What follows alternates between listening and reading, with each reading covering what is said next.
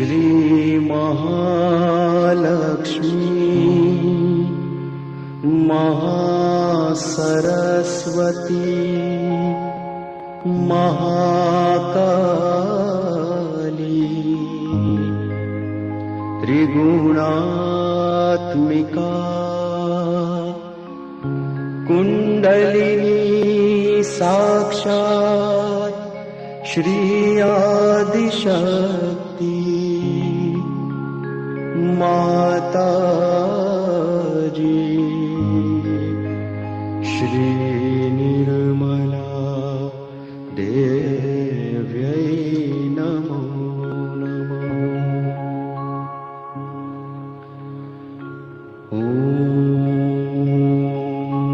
Tvameva Sakshat Shri Kalki Sakshat Shri Adi Shakti Mataji Shri Nirmala Devi Namo Namah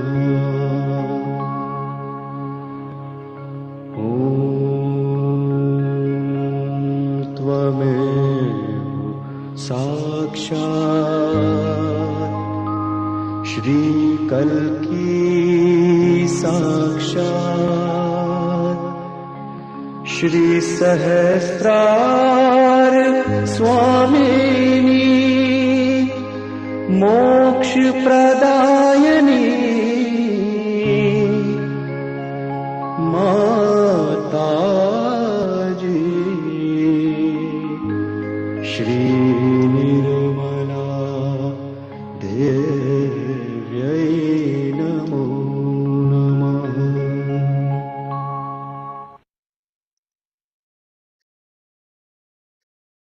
Shri Mataji, good evening everyone. Welcome to day 5 where we are talking about purifying our attention and overcoming FOMO. Now that is the fear of missing out, it seems. It was a new millennial jargon I've learned this week. So mostly throughout our session we have talked about attention, and we have talked about centering our attention on the Sahasrara or moving our attention to the chakras.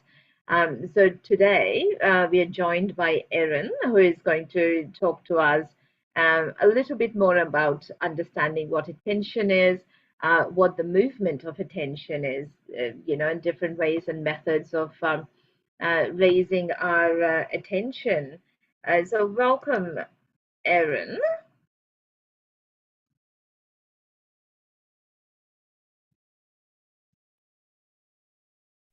Hi, Erin.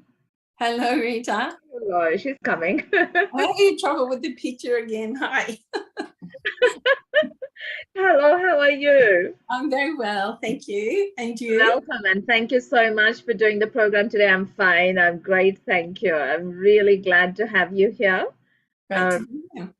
Now, for people, Erin, I've known Erin for about 32 years now when I first came to Canberra. So it's a long time. It is. We're getting old. No, young at heart, always. So I think just something I discovered today from talking to Erin was the fact that she actually came to Canberra in Sydney, whereas I always thought she came to Canberra in Adelaide, in Canberra, because she had arrived in Canberra just before me. And I remember someone telling me, oh no, she just came to, she just came. So I just presumed that you had just come to Sahaj. So I kind of never really knew the story of how you came to Sahaj in Sydney. And also, I think, well, curious thing is when we're talking about attention, I mean, how did that, ideology, I suppose, of attention mean to you, or how it changed from, what you thought about it to when you came to Sahaj? Yeah, I think our commitment to managing our attention is very much tied to the discovery of reality, you know. So when we're just stuck in our thoughts all the time, then the relief, the recreation from that is, you know, fantasy novels, alcohol, you know, recreation is getting away from reality and, you know, into somebody else's thoughts rather than our own. So for me, coming into Sahaja Yoga and suddenly experiencing that there's actually a real joy when you can finally silence all that mental chatter, and that reality is in fact the best place to be. So that was really the start of trying to manage my attention back then, and, you know, had lots of health implications and all sorts of, took me, you know, that's been a journey in itself. And, you know, as things change, so do the challenges around that. So these days, you know, mobile phones, mate, you know, they are, when you talk about the fear of missing out, there's so much pressure on all of us to be constantly available to the world, you know, to our children, to, you know, scammers from all over the world. It's any, you know, there's that little voice in the corner continually in our ear, pulling us into Facebook or Instagram, to our friends, our family. And it's, you know, the studies have shown that human attention span is in general shrinking, and especially in our children in the educational sphere, it's become a real challenge. They're really having to look at, you know, children aren't even able to focus long enough to really read books and study the way, you know, we have expected people to do in the past. Yes, and the way we used to, hours of cramming in before an exam. That's right. That's right. Not possible these days. Not possible these days. That's right. But that is the difficult part of it. And as you say, that you know, the FOMO thing, the fear of missing out, or having the you know, on demand entertainment, or the fact that your attention always has to be involved in something rather than being quiet, and you know, that focus within, or just enjoy nature, go for a walk, or just sit and, you know, the idea of I'm bored, I need something to entertain me is there all the time, and that makes it quite difficult, isn't it? It does. And I think, you know, we have to start, you know, my experience has been, if we want deep meditations, we have to start retraining our attention, and start really reining in the horses, or caging the monkeys, or however you want, you want to think about it. You know, we can't have that runaway attention and touch our depth. That's right. It's just such a loss, but that is the great program of today. I know you've got an absolutely amazing lineup, so I will give the floor to you and to start the program. Oh, thank you, Rita. So I will start by suggesting some housekeeping in light of what we talked about with attention. So so that you can have a nice deeper meditation here today, I would suggest that mobile phones are out of the way and the sound off, so that you know that you can just focus for this next 45 minutes and go as deep as you want to without being pulled away, and knowing that, you know, you're not really going to miss out on anything too serious in that next little while. So I'll just give you a little overview of the session so you know what's coming and what to expect, and you won't have to think about what she's doing next or when is she going to be quiet.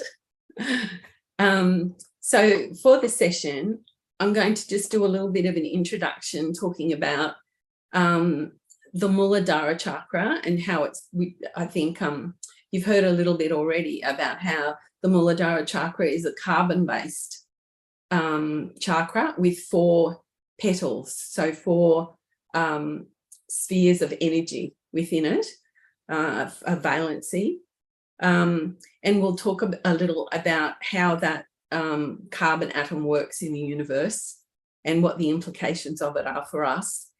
And then there's a lovely video of Shri Mataji talking about the carbon atom and how the different configurations of the carbon atom as it moves form the different symbols, the Omkara, the Swastika, the Alpha and the Omega, which we have at this in the fundamentals of our great religions.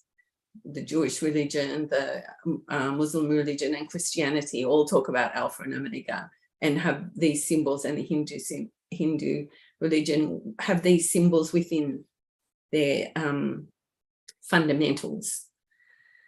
So I would suggest that if you're wanting to do a foot soak, that you put your feet in and start the foot soak at the beginning of the video, and then you can just, at the end of the video, that will be about 10 minutes, you can just push it to one side, put yourself in bantan, and then enjoy the rest of the program. What we'll do then is talk about the qualities of that carbon atom when the 4 petals are enlightened, and we'll look at and meditate and pray upon the qualities and the blessings that come from each of those beautiful petals.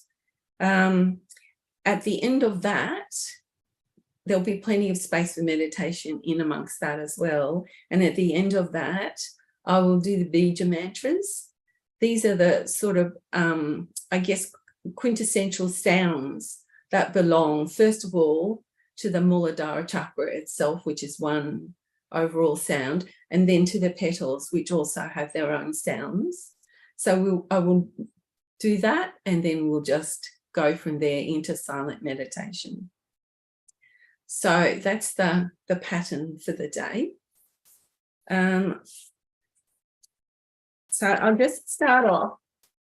I found this really interesting when I started looking into carbon just on its own outside of the Muladhara chakra. So I hadn't realized that 18% of our body is the carbon element.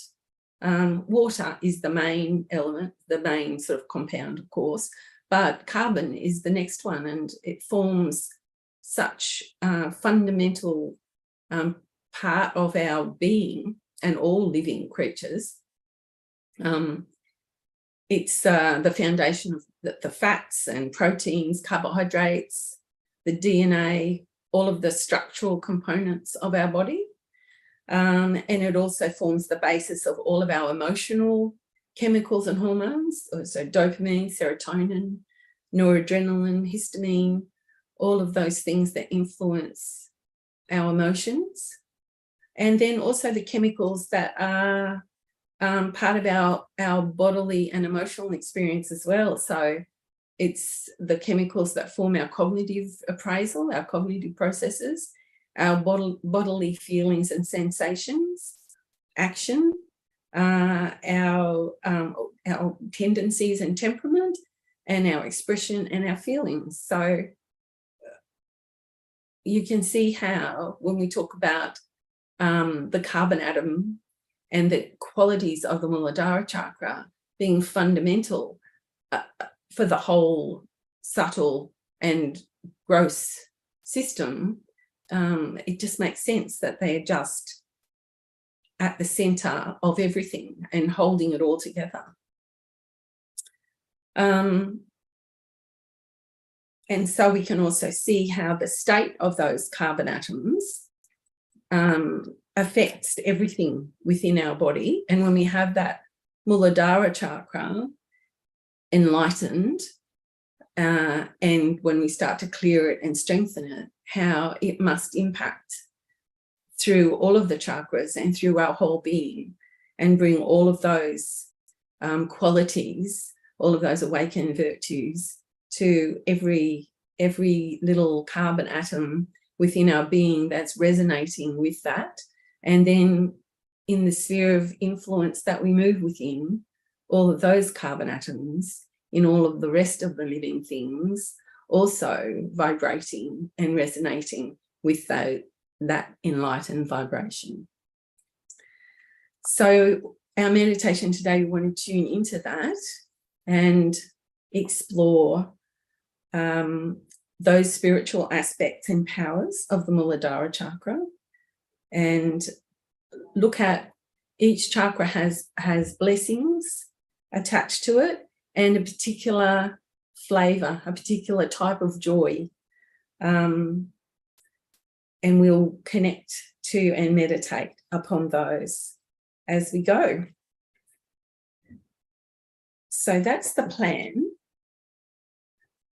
So now is the time, if you would like to get your foot soak bowl and get yourself set up for a foot soak. So if Rita will get the video lined up, let's just start with putting ourselves into Bandhan. So tying our Kundalini up 3 times.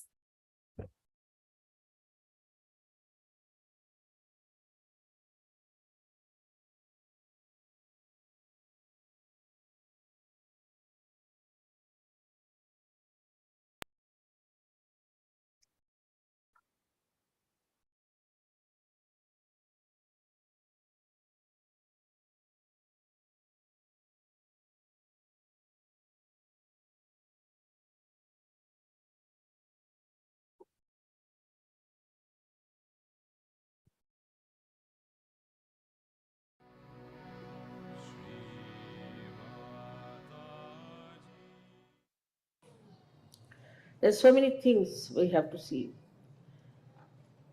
that whatever has been revealed to you, you can verify it. For example, I had said long time back that Muladhara chakra is made out of carbonite. And if you see it from left to the right, right to the left side, you see nothing but a swastika. So now you see from left to the right, then you see Omkara. And once you see from down below upward, you see the Alpha and Omega. Now see, Christ has said that I am the Alpha and the Omega. So this swastika becomes Omkara, also becomes Christ. You can see it very clearly. Now we have got a beautiful picture of that. We have a tape, and I wanted to see you all that, but I don't know how we can manage here. But I wish you all could see it. It's so clear cut. So Alpha and Omega, also these mathematical things have come to us from inside, from the divine. This is not we have created. This was found out by some mathematicians who were realized souls, and they used this Alpha and Omega. It's surprising how it shows so clearly that swastika becoming Omkar, and Omkar then becoming Alpha and Omega.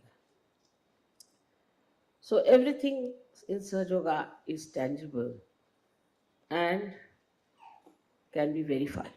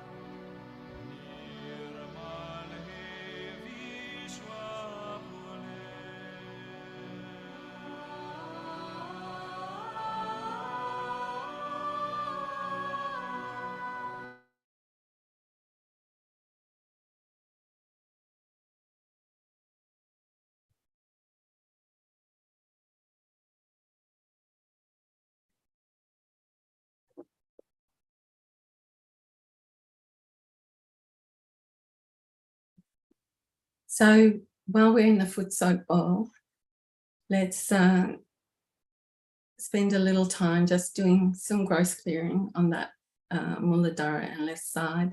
So if we drop our right hand down towards Mother Earth with our attention at Saraswara on the top of our head, we just ask quietly within ourselves, Mother Kundalini, please clear my left side.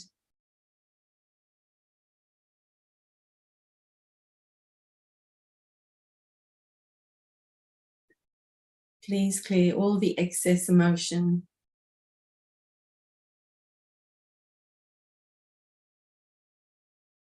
all the conditionings,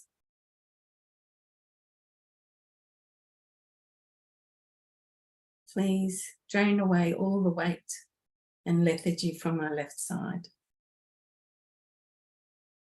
Bring me into the present moment and into reality.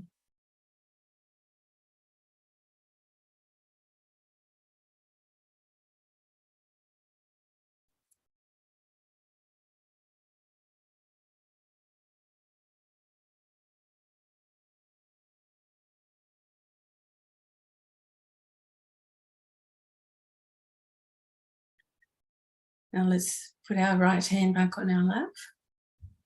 And now let's just clear the right side.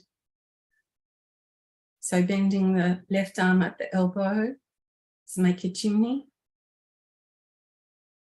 And with our attention at Saraswara, let's just ask, Mother Kundalini, please clear my right side.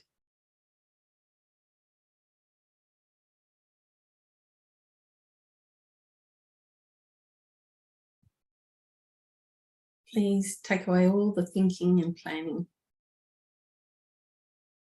all my mental activity and thoughts.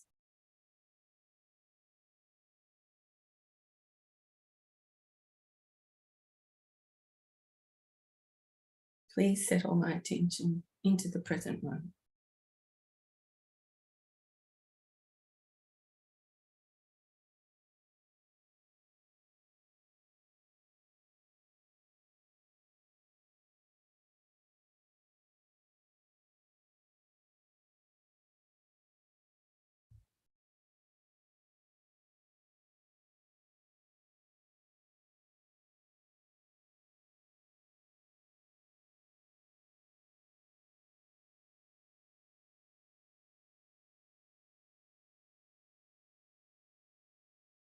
Okay, our left hand back on our lap, palms facing up.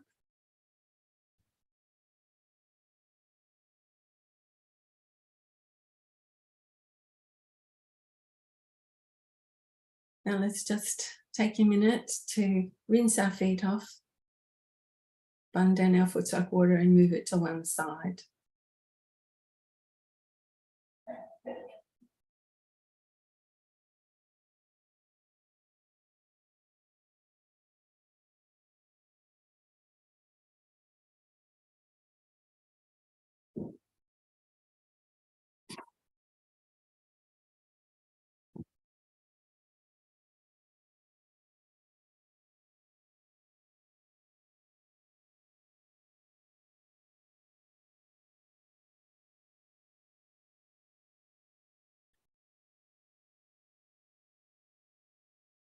Now with our attention back at Saraswara, we're going to move our focus around, still keeping our attention above, but using it like a laser. So we're also putting our attention to the base chakra, the Muladhara chakra. And you're just seeing how it's shaped. So it has a top and a bottom petal, and it has left and right side petals. So the first chakra is the one that goes down towards the earth. So the qualities of this chakra, when it's enlightened, are harmony and balance and innocence, and a sensitivity to innocence. So the harmony and the balance we see in our relation to the earth, to music, the seasons of nature. And the innocence is that quality which is fundamental to everything. This carbon atom is the building block of everything. And in the spiritual sense, it makes sense that it has to be. Innocence has to be fundamental. How could you build a universe on deceit or corruption? It has to be innocence. So here is where those qualities become enlightened. And the joy, the blessing and the joy of this petal of the chakra is that joy of the divine.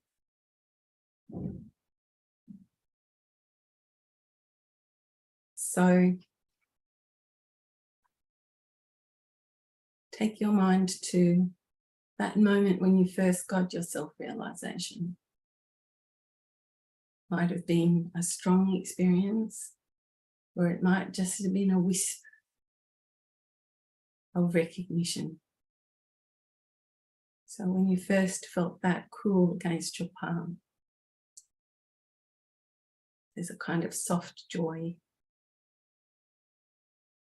At last, I found it. Or that moment of peace, that stillness in the thoughts. However you first experienced that, just connect now to that experience and just feel that joy that we are now connected to the divine.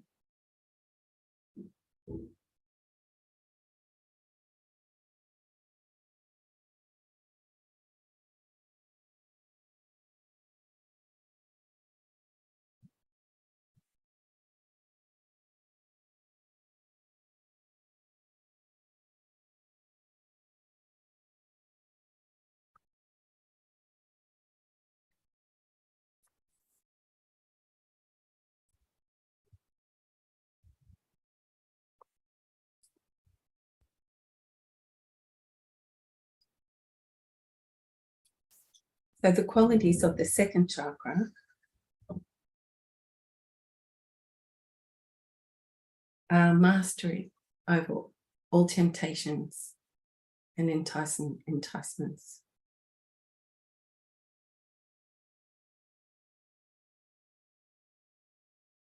The left side is the side of the past, of things that have passed out of evolution, mistakes that we've made, all the things that have been barriers to our ascent.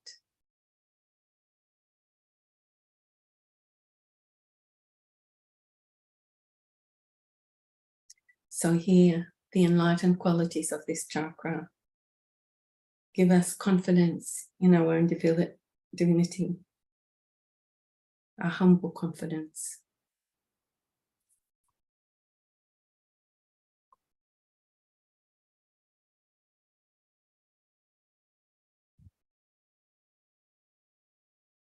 So the blessings of this chakra are to remove all the barriers to our ascent. So here we ask of the divine,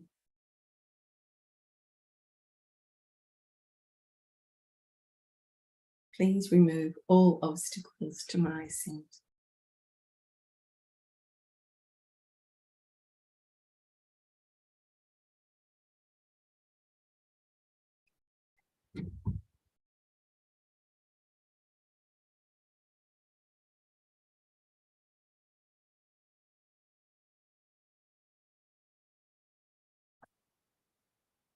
And the second blessing of this chakra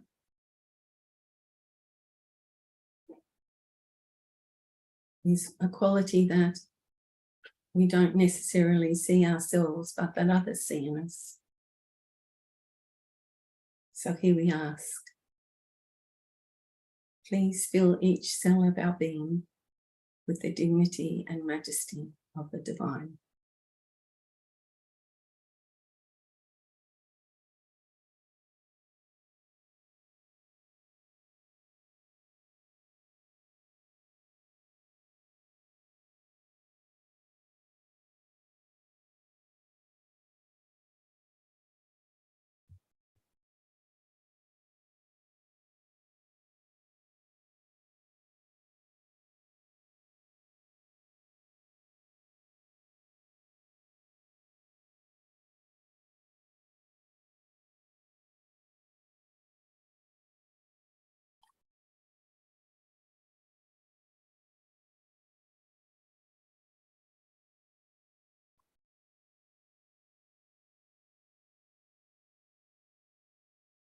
So the third chakra goes to the right.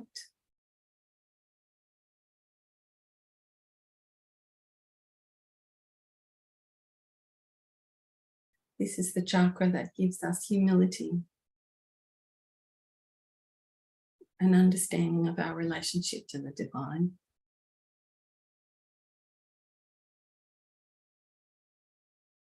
Here is wisdom and knowledge.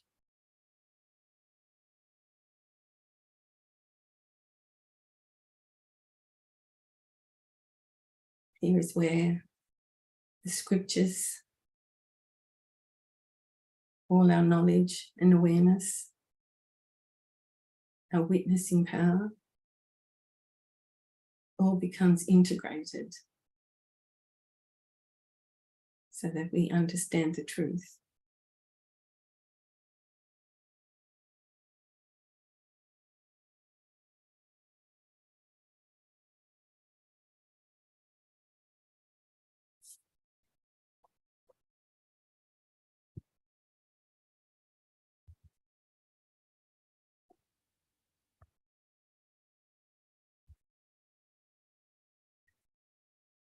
So here we ask for the blessings of this chakra. Oh divine, please fill every cell of our being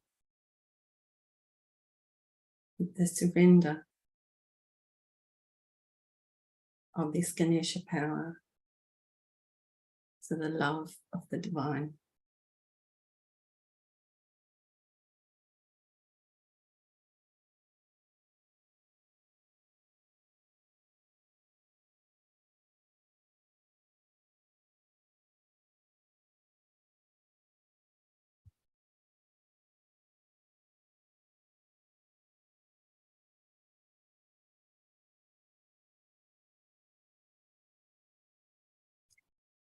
The second blessing here is, please give us complete wisdom.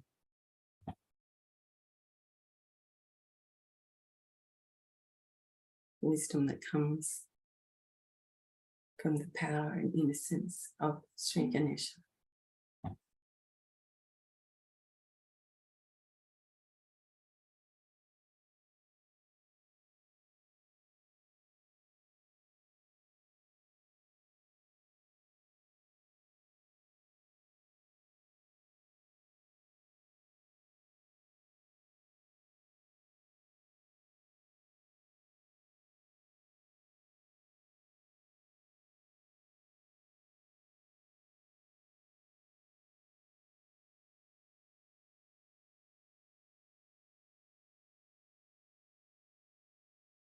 Mother Kundalini, please bless us with the full knowledge, pure knowledge of your divinity.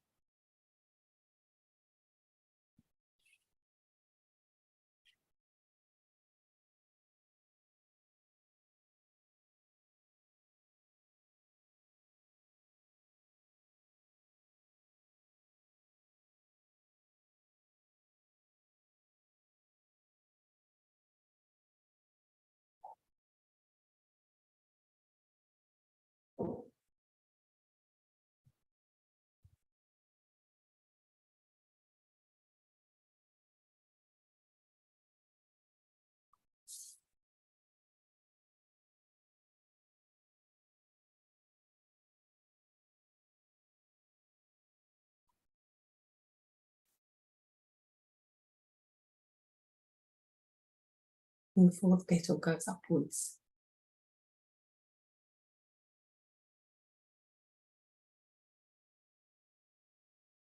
So here we have fearlessness due to security in knowing that we are child of the divine.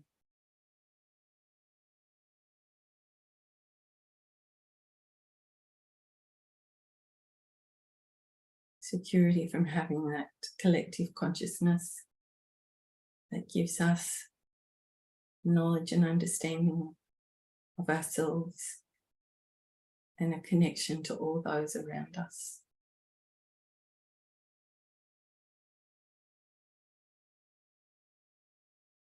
And the awakened power of Dharma, righteousness within us.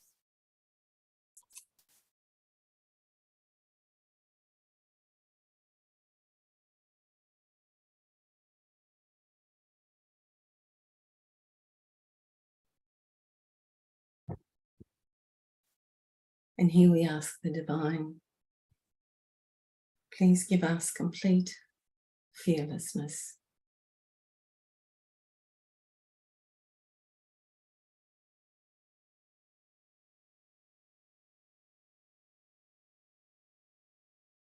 Please give us the deep security of the Ganesha power.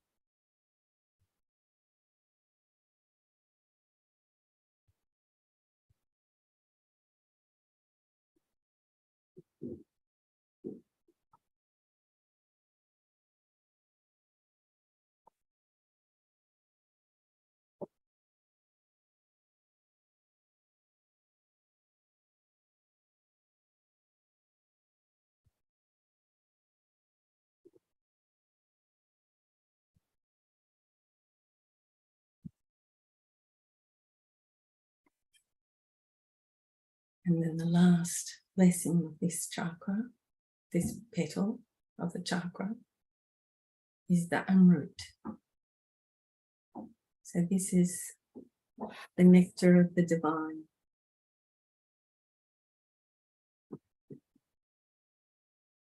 These are the blessings, the joy of the divine that comes to us as flavor. It comes to us as fragrance.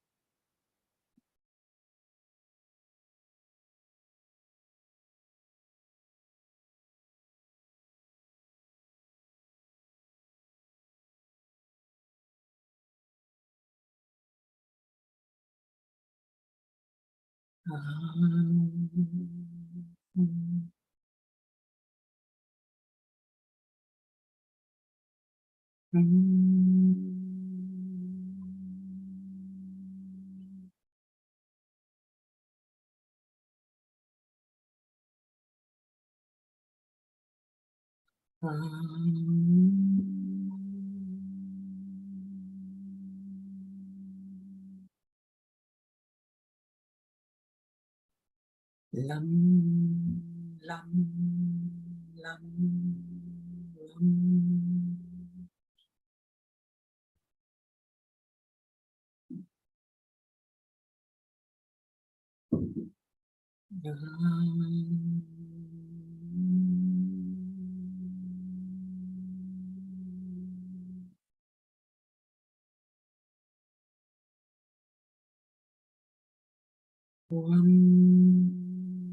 Sham, sham, sam.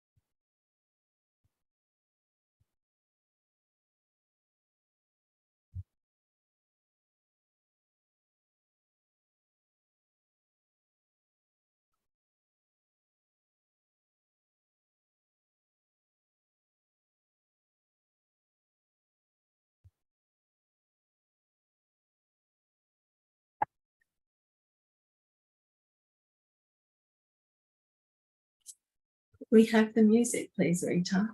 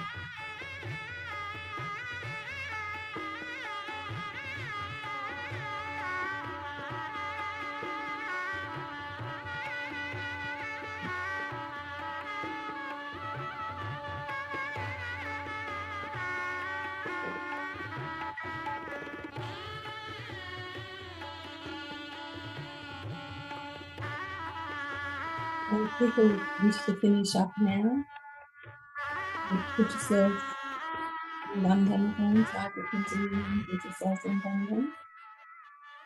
Or I think, Rita, are you keeping the music on a little longer if people want to stay?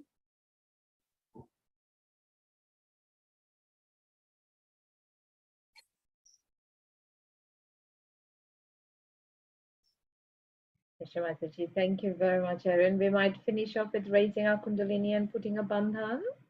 Good. Yeah. That was absolutely, absolutely amazing. Just that's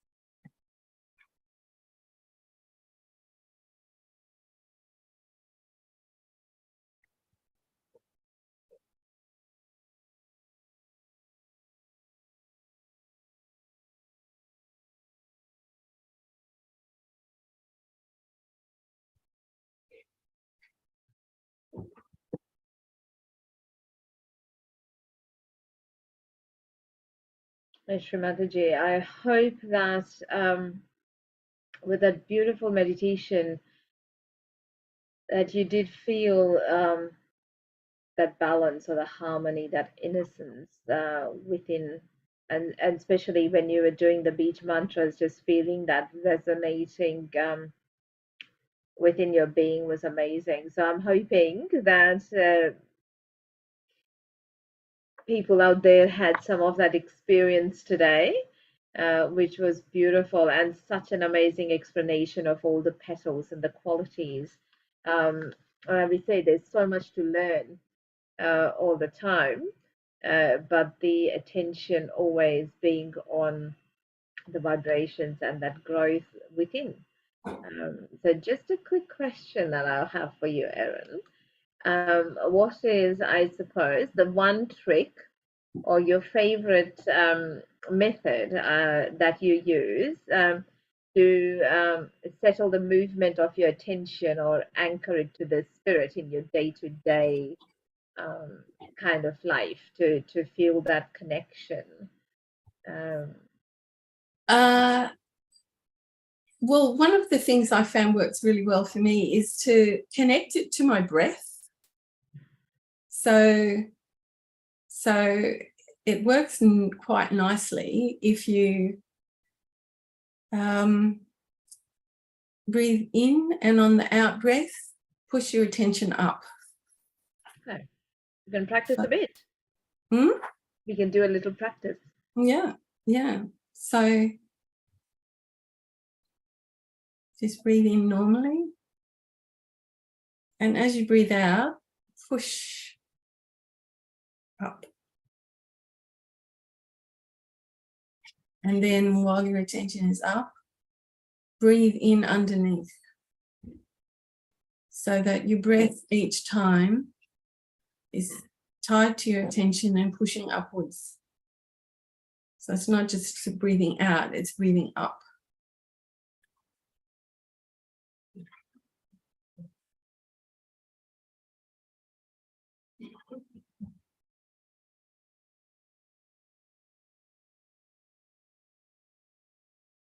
That is a great trick.